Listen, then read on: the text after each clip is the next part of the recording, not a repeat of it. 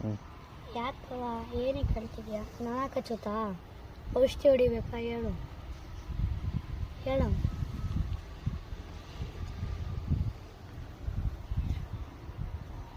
ಸುಮ್ಮನೆ ತಾಳಿ ನೊಣ ಕೊಡ್ತಿದ್ದೆ, ಅದು ನೋಡಿಸ್ತಿದ್ದೀನಿ ತಾಳು. ಪ್ಯಾಂಟ್ ಕಚ್ಚಬಾರ್ದು.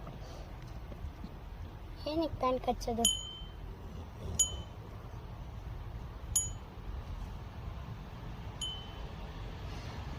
ಎಷ್ಟೊಂದು ನೊಣ ಕೊಡ್ತಿದೆ.